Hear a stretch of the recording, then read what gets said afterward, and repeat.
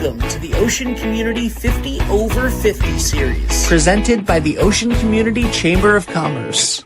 The road to success starts at Valenti family of auto dealerships, and visibility along the journey increases greatly with the help of 321 Media. Hello, everybody, and welcome back to 50 Over 50. My name is Ben Barber. We are here with the Ocean Community Chamber of Commerce celebrating 50 incredible people over the age of 50. Spoiler alert for them. And this is brought to you by Valenti family of dealerships, 321 Media, and of course the Ocean Community Chamber of Commerce. We did 50 under 50 in the previous half of the year. Now 50 over 50, that equals 100 amazing people whose stories we are telling to celebrate 100 years of the Ocean Community Chamber of Commerce. And today I am very excited about my 50 over 50 guest, honoree, Jen Brinton, one of the owners of Grey Sail Brewing. How are you? Good morning. I'm great. How are you? Good, thanks. I just want to clarify that I am just over the 50. Just over 50. I just barely qualified. Just over, so. Barely. Barely. You're barely there. Barely there. But that's all right. We never say how far over 50 anybody is. That's all right. With the internet, anybody could figure that out in about 30 seconds. Bob Elmer was my first guest. He was like, I just barely made it. And I was like, okay, Bob. But it's Bob. So you just go with whatever Bob says because it's Bob. So yeah, he deserves that. Yes. Hey, listen, I would have given him 50 under 50 if I had any say in this. So you are, I was going to say, a fellow board member. You're not on the board. I'm not. I got removed this year because I hit my limit of service. So very sad, but I am off the board this year. Yes. I tried to offer you my seat on your way out. You did. I appreciate that. Could she just sub in for me because we could use her in the room more than me. But the bylaws said no. Yes. Bylaws said no. So okay.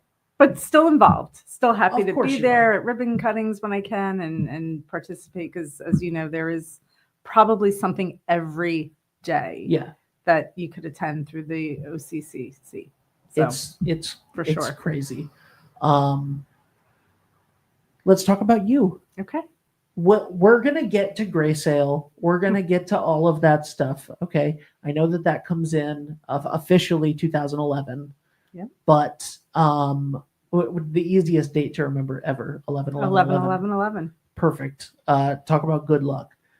Tell me, you're not originally from these parts. I'm not, no. Where were you born? Well, I was born, I love saying this because it doesn't exist anymore, but I was born in West Germany on an army base in Frankfurt. Nice.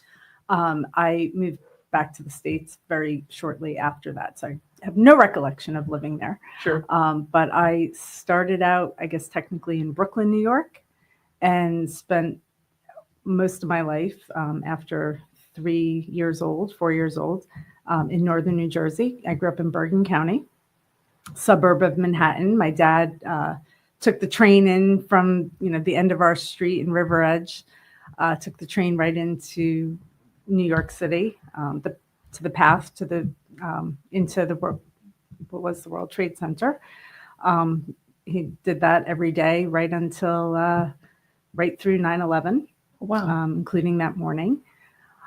So northern New Jersey, Manhattan area is where I grew up. I attended Rutgers College of Engineering in New Brunswick, New Jersey as well. So I didn't really stray far from home for that either.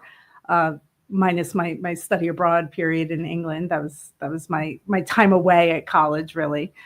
And then I went to work for Merck Pharmaceuticals, which wasn't the path I was going to take. I was actually going to go work at Lockheed Martin in the defense industry, which is something that I am still very passionate about.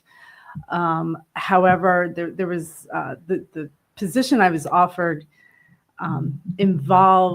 part of it involved working through their Sega Genesis arm, which, video gaming is how I perceived it, but really it was more tied to how you use that technology, in the defense industry. But that was something I had no interest in. Because like drones and stuff now you can control with video game controllers. I mean, everything, video game controllers are used to fly a lot of things, and in the defense industry. Wow. So I regret it a little bit, but it was of no interest to me. I didn't think I'd be successful at it. So I pivoted and went into the pharmaceutical industry. And what a blessing that was, because that's where I met Alan, my husband, who was originally from Pennsylvania, was working at Merck in New Jersey. And we met there through common friends and crossing over, in the engineering world there. And wound up, a year after we met, we were married and on our way up to Westerly. So it was, we did not have much of a married life in New Jersey. He could not wait to get out of New Jersey. And as he said at the time, if I don't get you, a Jersey girl, out of Jersey before we have a family, chances are we're never leaving, right? Yep. So we started exploring the Northeast, and I wound up with Merck with a job in Connecticut, Eastern Connecticut. He went up with a job in Coventry, Rhode Island. I love living near the ocean, and so Westerly was a great fit. We really did no research other than, okay, this looks like a good spot. Yeah. And wound up here, and it was, obviously pivotal for our entire, life to now be in this town that we really don't recall ever living anywhere else, because it's been our whole married life, and our 4 children were born here. Right now, all of them are pretty much back with us, except one who's still, one who's down in Charleston in college. The 2 who graduated are back in this area, which is great. And then my 4th one is a sophomore in high school. So we've got a lot of roots here, and 10 years. Was it 10 years in, it just made sense to start the business that Alan wanted to start, really, with brewing. That was his passion, to start that here in Westerly, because we knew we weren't going anywhere. This was home. So couldn't be happier that we haphazardly through one of those maps. Remember maps? Yeah. So that's how we found Westerly. So back in 2000, Rand McNally had the big yellow map, and every page by state, right? And we had the Rhode Island map, and every one of the 39 towns and cities in Rhode Island had a page. And the Westerly page had markings all over it as we drove around, and kind of made notes on different streets and everything, and wound up here. So, well, yeah. Thank you, Rand McNally, for everything, because you guys have added so much to this community since you've moved here. And so you were here for 10 years before the business started. Yes. And then so you moved here in 2001? 2000, we moved up here. We rented for a little bit while our house was being built, moved into our house in Westerly in April 2001. Wow. Yep. Okay. Yeah. I don't want to diverge from the story of this that we're doing. I want to get into a deep dive with you, maybe off camera, about your 2001 experience, because you've mentioned now moving here, building a house, living here, 9/11. Yeah, it was quite a year. Yeah, it was, and our son was born at the end of July of that year. Oh wow. Yeah, so I was actually home on maternity leave for 9/11. That'll of course for all of us will be I mean, I wasn't alive for the previous where were you when incidents in our country, but certainly that'll forever be the memory of me and being home on maternity leave with my son Ryan, who was only 6 weeks old at that point. So it was picture day for me. My first day, my second or third day of high school, and it was picture day. And actually, my freshman year picture is right after I was told. Wow. So the look on my face in my freshman yearbook is the look on my face immediately when I found out about 9/11. Wow. So Fast forward 10 years. Yep. Alan always wanted to start a brewery. He did. When we met, he had this business plan of sorts, to open a brew pub. I don't think I even knew what a brew pub was at that point. So, and I was like, oh, okay, and we went on a trip. He used to rent a ski house with his buddies up in Vermont. And that summer, we got together at the end of May. And that summer of 98, we went up to Vermont, and there's this realtor who he's like, oh, I'm going to meet with this realtor guy or whatever for a little bit. And I was like, okay, so I'm just along for the ride at this point, right? And they're talking about places for a brew pub, and I was just like, oh, you're like serious about this, And he's like, well, I'm just exploring, And as we started talking more seriously and everything, I was like, yeah, I don't know. I was like, I kind of like paychecks and benefits and, stability, and I'm not up for that. Like, that's just not me. I'm more conservative than that to, go out and start a business like a brew pub. Like who would do that? So anyway, fast forward, we stuck with our jobs in, pharmaceutical industry. I actually, after my daughter was born in 2003, when Grace was born, I had 2 kids. I was working part-time, and it just wasn't worth daycare 3 days a week to work part-time for 2 kids. So we decided I was going to stay home. I really always wanted to be, the full-time mom. I really did. In fact, I told Alan that on our first date. On our very first date, I said, my goals are to drive a Volvo wagon and be a stay-at-home mom. And he didn't go running. So sure. So that was great. But I love working, and you know me through the work world, and I do love working. So while I decided to stay home, I also decided that I was going to start my own business. So I started a wedding planning business. Back in 2003, called Grace Weddings and Events. It was ironic because Alan brought up the name Grace, and I was like, yeah, I really don't like it for our daughter's name, which obviously grew on me because her name's Grace. I was like, but I love it for a wedding planning business name. So anyway, so I started that right after she was born. I mean, I was still, she was less than 6 months old. And started that, and I did it for 21 years, and mostly in this area. I traveled a little bit, but mostly in this area. It was a lot of fun. I cheered up every time I, had a bride and her dad, at the back of the aisle. It was great. I loved it, but it is a lot. And when we started the brewery in 2011, I was still balancing all of this. Plus, we had our 4th kid, by then. In the same year that we started the brewery, Mary was born.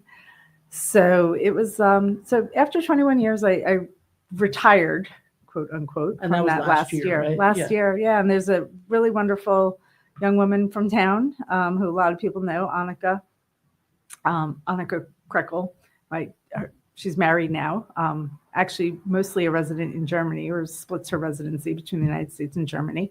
And she just, a lot of things for us happen very haphazardly. It was just kind of like the right timing. It wasn't, as I say, nothing we ever did was with a full plan. Sure. Like moving here. Again, it was a target on a map, right?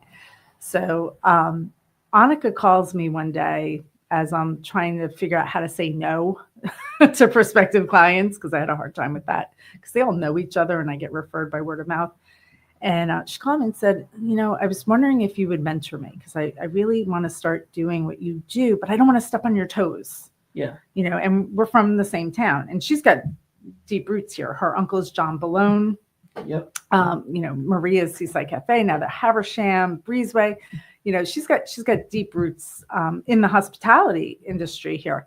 So I was like, you know what, Annika, this couldn't have been timed more perfectly, because I want out. And you'd be perfect. Like, this would be fantastic. And I will mentor you. So I still, it's almost 2 years later, helping her, a little bit, but certainly, with my referral base and everything, transitioning over to her. So it worked out so perfectly, timing wise. And I get to stay in it a little bit. Oh, that's and, great. And see her thrive in that field. So that's been great. But it also allows me now to focus more full-time on my children.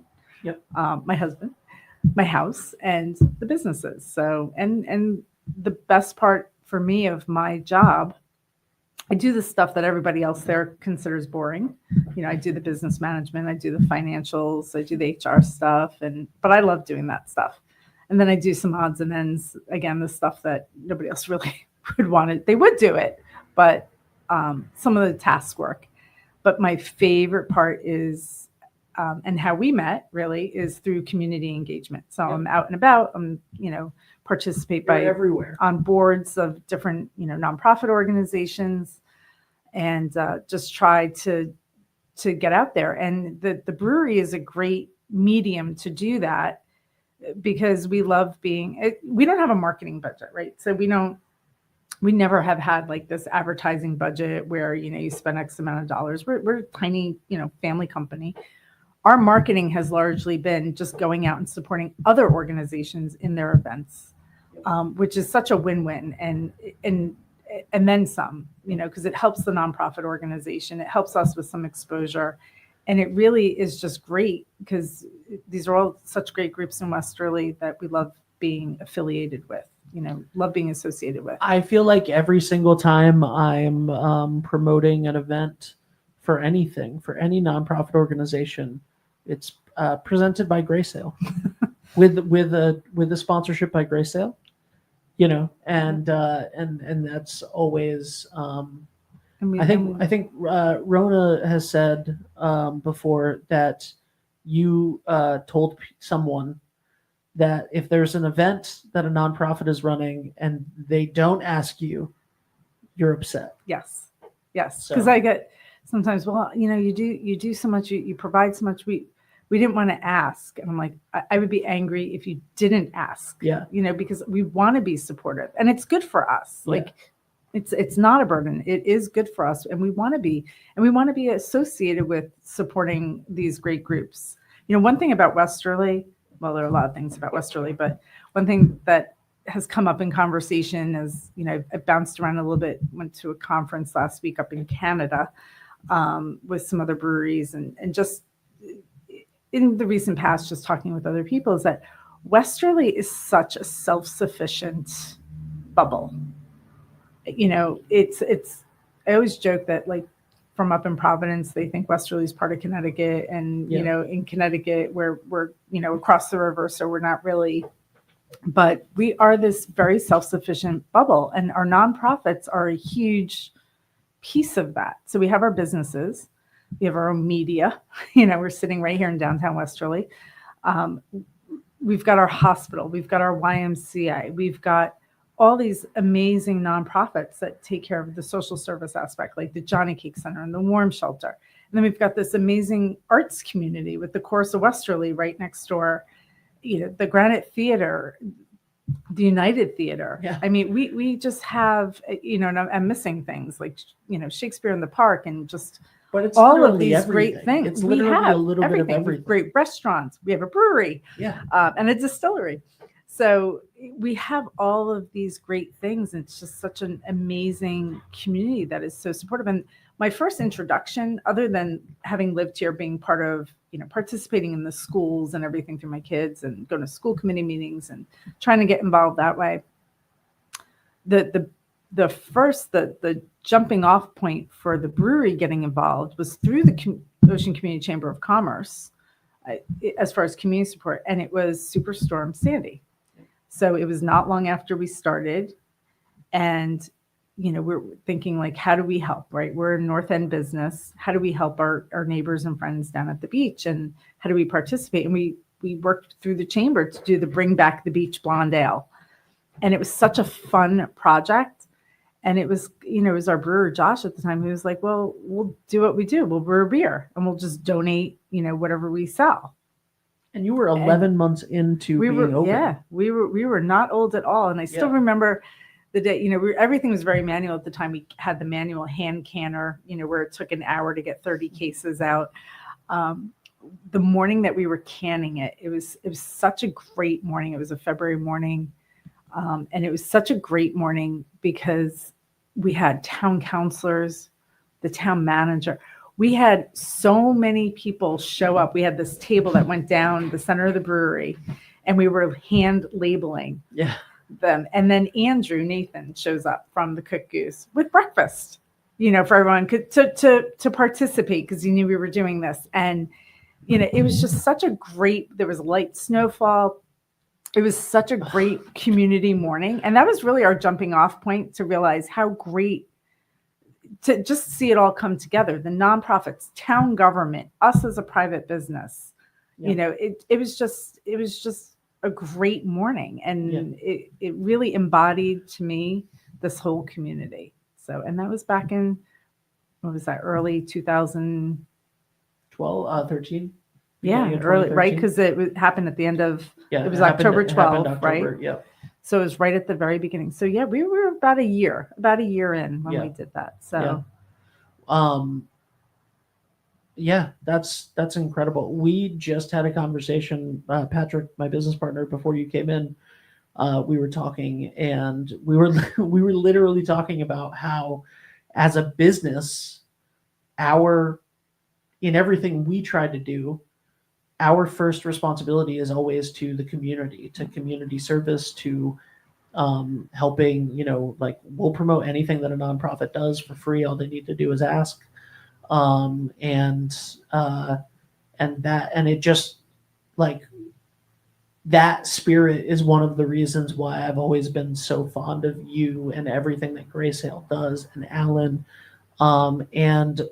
You were recognized this year, supposed to be more so, as the Grand Marshals of the 75th anniversary Columbus Day Parade. Yes.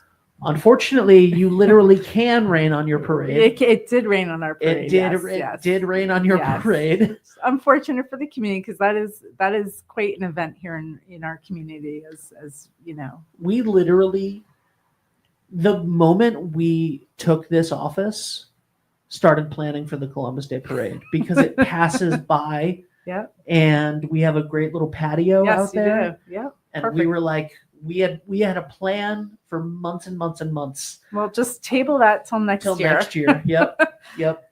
But it was the real, it was sad to see, or to have to be canceled on the day of, and the rain date, right? Because both days were so bad with the nor'easter.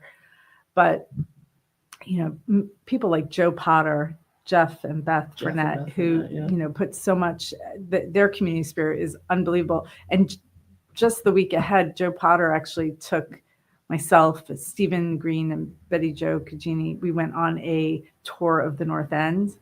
That man has more institutional knowledge than an encyclopedia. I mean, he just, every few houses we were stopping and hearing about the history of the street or the house or the family or whatnot. And it's those things, and those are the people who really make that parade happen, and have had it happen continuously, save the COVID year and the things that are out of their control, like the weather.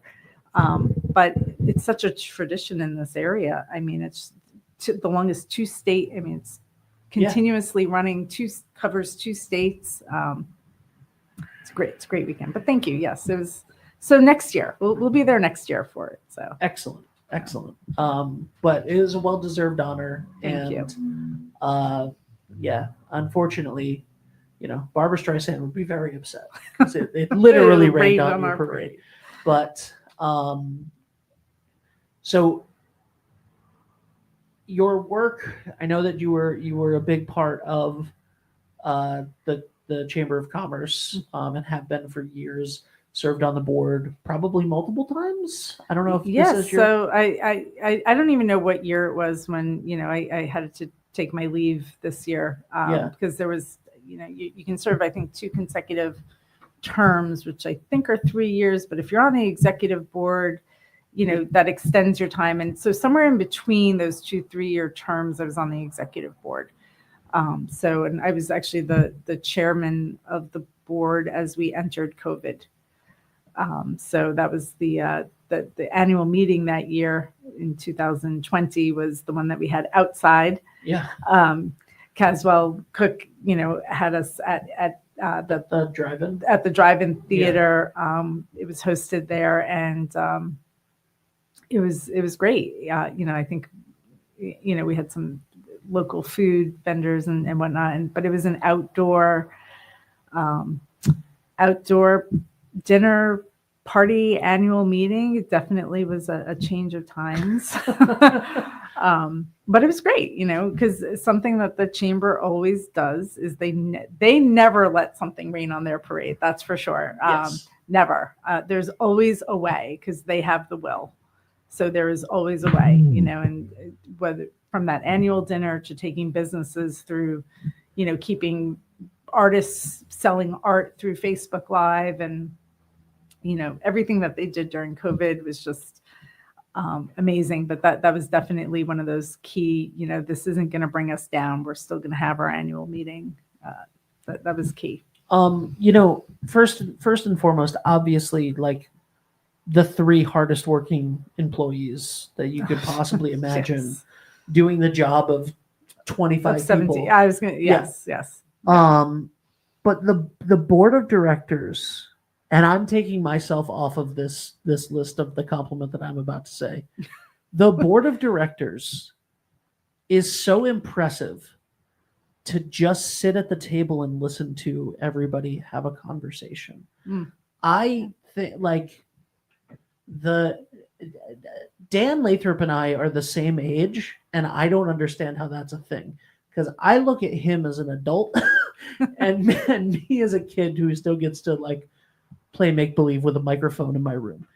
But like hearing those conversations between everybody about the good work that we're all going to do in the community, and the planning and all of that stuff, and how to make things work, and how to,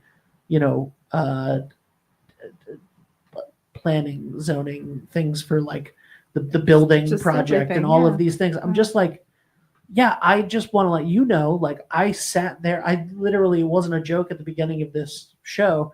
I sat there for 6 months on the board with you, in awe of you, watching you rattle. And I'm like, how, I don't understand how she has everything for Grey Sail and still like knows all of this stuff and is able to do all of this, and then also be a mom and a wife and friend and everything else. Like I'm like I don't know how to do anything. I don't think Like, that's true. So I don't think that's true. And I think it just grows on you. Well, I'm just very impressed. I'm just always looking around going, I'm so impressed. And you were at the top of that list. Well, thank you. It's talk about institutional knowledge. That board definitely, it is comprised of people who have very varied backgrounds, different experiences, different tenures.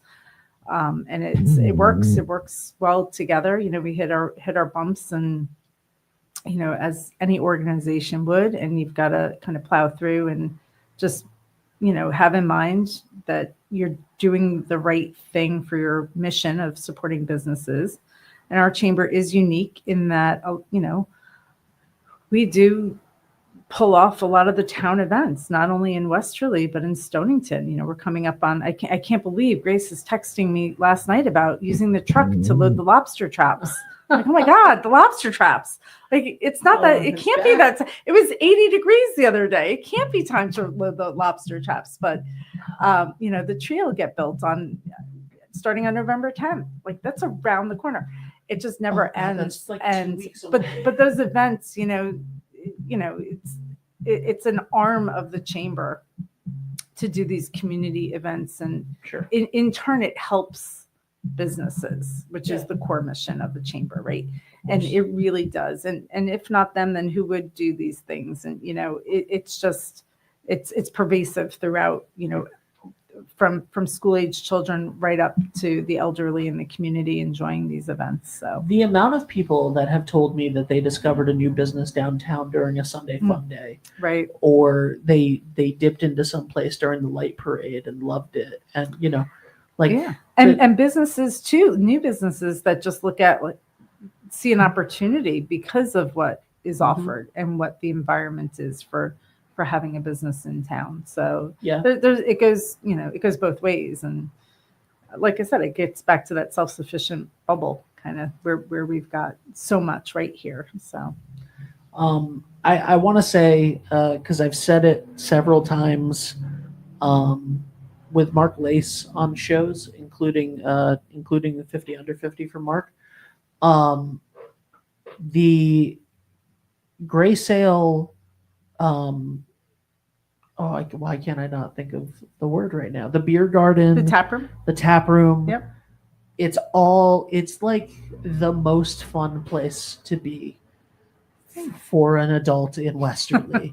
And the kids too. And the we kids, are and the we are very kids. family friendly, and yes, Well, we had so the thing that I mentioned with Mark is we had a friend. My girlfriend Jackie is originally from Greenwich, Connecticut.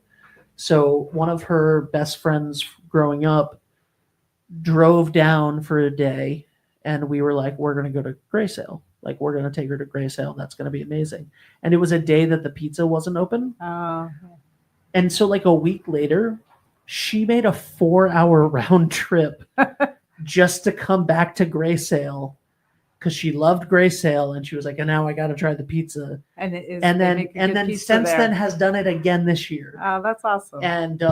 And so that's like going to Grey Sail is now the thing for like their entire friend group to go do. That's awesome to hear. So like people are traveling hours to go hang out at Grey Sail. We do get a lot of so the taproom business is very unique, you know. So the brewery is a production facility, right? And we brew our beer, we make our spirits through South County distillers, canned cocktails and spirits, and they go out to the liquor stores and bars and restaurants, you know, and most of whom in this area just have been incredibly supportive since day one. And but the tap room is a little unique for us in that we do have the gathering space. We have the beer garden, so it's a great marketing opportunity for the brands, and we bring in other brands because of the way we're licensed, which is great. You know, we support local wineries and other local breweries and et cetera. So local soda company. And we love doing that. And obviously with Vetrano's running the wood fire pizza oven, which is just amazing out there. And it has become this great gathering space. We have families that will converge there on a Sunday afternoon instead of going all the way, you know, across the state to see their family, Connecticut and say eastern part of Rhode Island, and come together, you know, with their Pyrex dishes sometimes, you know, and their tablecloths. I'm not kidding. There's one family that brings like their Pyrex dishes. They've got their whole picnic set up, and they converge there to get together as a family. And to see that is just, it's, you know, beautiful, you know, and they love getting the pizza, and it's just the whole thing. It's their plan, and it's very simple for them. We, you know, as you know, we do a lot of the local class reunions and things like that. Yep. But one of the biggest things that we do, and it's part of, we don't necessarily have this formal mission. We're this small company, right? But one of our goals was always, as you know, to support the community.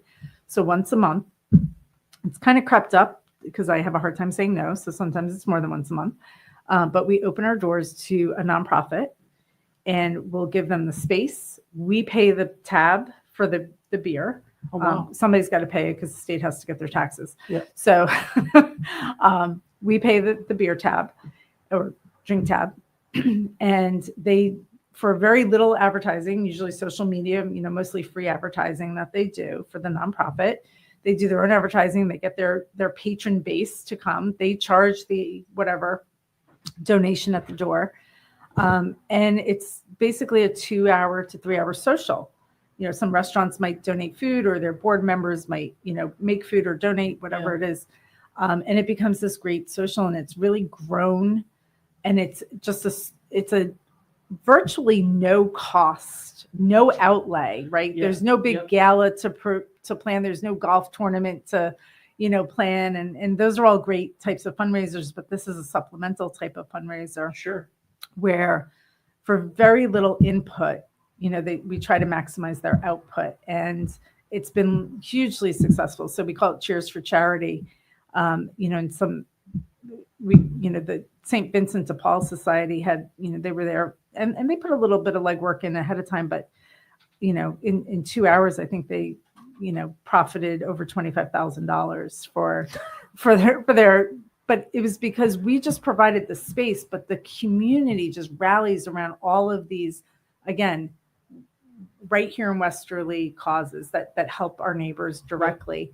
And it's just such a great that's just one example, but, the high school, the senior class does their fundraising, the YMCA swim team, just all these different organizations that we get to host, which really, if you're going to, as you said, and you have the same philosophy, if you're going to host a local business, being part of the community is not only good for your business, it's so much fun.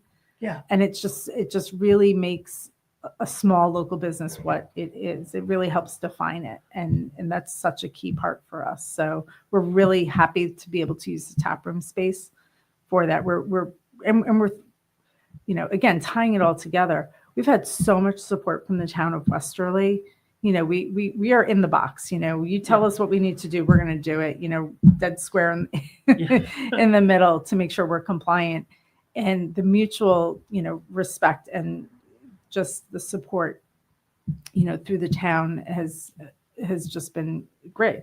I mean, I go back to that decision based on a Rand McNally map. Yeah. To locate in Westerly it was the catalyst. It really was the thing that set our lives, our business, everything on this course. And it was really tied to where we are. Location. Absolutely. Absolutely. Your youngest child. Yes. Also my last. still in high school. Still in high school. Yeah. Does she play any sports? She does. She's on the Prout tennis team. Actually, okay. She decided to go to Prout. Yep. My kids were all over the place. My son went to Bishop Henrican, largely for their drum line that they had, nice. A competitive drum line. Excelled there, did great. My next two girls went to Westerly High School. That was their choice. Great experiences.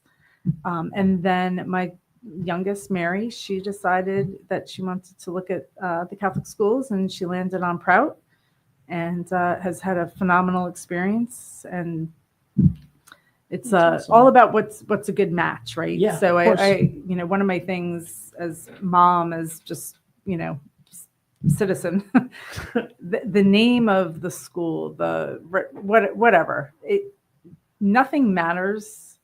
It could be the most touted institution. Sure. It could be whatever. Fit. Yeah. If it's not a good match, yeah, that student's not going to thrive. Yep. Right. You need to be happy where you are. You need to have a good environment that you fit in with that helps you thrive. And I think for each of the 4 kids, they wound up in the environment where they could thrive. Yeah. And that was, a true, what it's all about. True blessing. And kudos to Mary. I mean, she, at 13 years old, was like, this is where I she knew what she, maybe not exactly what she was looking for, but she knew that she needed to look. Yeah. She knew that she needed to find a good match for her, and she did. And it was, nothing against any other option. It was just, this was the best one for her. And so she's a sophomore. Today's the last day of they're officially out of the season. States start for varsity girls today, I think. So, nice. But she played JV. So today is officially her last day of tennis for the season. We unfortunately we can't cover tennis because multiple games happen at the same time. Well, yes. Yeah. So that's I'm trying to figure out. It's also not the most riveting to be, reporting on. If it was one thing on one court, I would love to. Yeah. I would love to, do that. Yeah, you'd be spinning around. Yeah, it's watching all 6 courts. Wrestling also does the same thing. They have multiple things happening on mats at the same time. And then obviously, like I would love to do cross country or something, but we would need a fleet of drones for that. Right. So. But we do cover Prout, so hopefully, she gets to watch some of her friends play soccer and football and baseball and softball and all that. Well, I will give a plug though for their varsity team because they went 10-0 for tennis. Yeah, that's awesome. Yeah, so they didn't lose a match. They did an amazing job. Very nice girls. I would love to. I'm going to take this opportunity to invite any members and coaches of the girls varsity tennis team at Prout to come on the show. Well, thank you. They're actually, who their first match is against Westerly tomorrow. Ooh. For states. It's at Prout. Great. It's at Prout, but yeah. Westerly won a couple years ago. Yeah. So Westerly's this should be good. Westerly's got a solid team. Yeah. My daughter Grace, my second child, oldest daughter, she played for Westerly. Great coaches, great team, great environment, very convenient for us. Right around the corner at the courts. I know. I know. You did ask. Ask Patrick earlier when he was leaving and saying all the places he was. You were like, and you want to pick up my daughter, right? And you want to swing through Proud at 2:30? That'd be great. That would be fantastic. Thank you, Jen, so much. Yeah, for being thank here. you. Thank you for Appreciate the opportunity. Everything that you do for the community. You entered the media scene, and I don't think there was a time that you were, at least not that I can remember, where you were this fledgling, startup. Because it seems like you hit the ground running, and the space that you're in now, it's amazing for. Thank you. Anyone who gets to visit. Great office space. If you can find the sign, you can come in. It is very noticeable on Granite Street. It is very noticeable sign. So if you can find the sign, you can come on in. Yeah, that's how I found out you moved. I didn't even see any post or anything. It was like probably the first day the sign went up. I'm like, oh, hey, I must be here now. Yeah. So very noticeable sign. Oh, awesome. Thank you so much. Thank you. Thank you for everything that you do for the community. I appreciate it. Incredibly well deserved. 50 over 50. Oh, so close. I know you're right on the cusp. You're right on the cusp. You were one of the people that surprised me for being on this list. But then I went, well, that's why she wasn't on the one earlier in the year. Thank you guys so much for watching. I appreciate it. Thank you to Jen. Go check out Grey Sail, guys, if you haven't. I mean, I know you've been, but go again. Thank you to Valenti Family of Dealerships. Thank you to the Ocean Community Chamber of Commerce. My name is Ben Barber for 321 Media.